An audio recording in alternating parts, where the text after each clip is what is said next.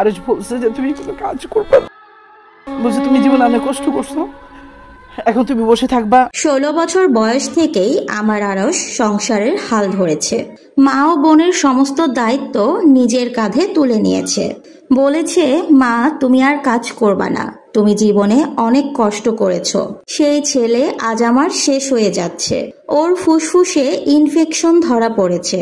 বন্ধু বান্ধবের প্রভাবে সেই স্কুল জীবন থেকে সিগারেট ধরেছিল হাতে।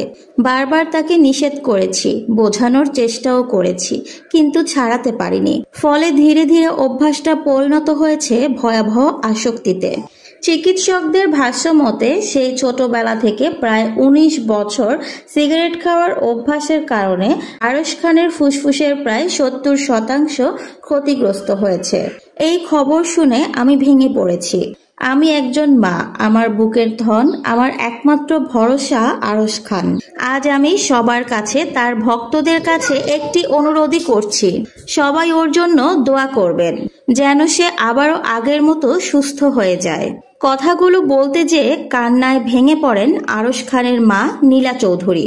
নীলা চৌধুরী একজন সিঙ্গেল মাদার হিসেবে এক ছেলে এবং এক মেয়েকে অকল্পনীয় কষ্ট সহ্য করে মানুষ করেছেন। জীবনের প্রতিটি ধাপে সন্তানদের মুখে হাসি ফোটানোর জন্য একা একা কষ্ট করে গেছেন। আরশ খান তার মাকে প্রাণের চেয়েও বেশি ভালোবাসেন। তার কাছে তার মাই সবচেয়ে বড় আশ্রয়। নীলা চৌধুরী কাঁদতে কাঁদতে আরো বলেন, আমি অসুস্থ বলে আরশ আমাকে কোনো কাজ করতে দিত না। সব সময় বলতো, তুমি এখন বসে থাকবা আর আমি কামাই করব। তোমার শখ আহ্লাদ পূরণ করবা।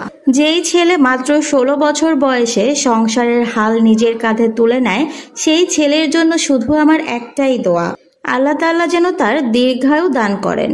এর আগেই নিজের ফুসফুসের ইনফেকশনের কথা জানিয়ে ফেসবুকে একটি স্ট্যাটাস দেন আরশ খান। সেখানে জানান, স্কুল জীবনে বন্ধুদের সাথে সিগারেট খাওয়া শুরু করেছিলাম।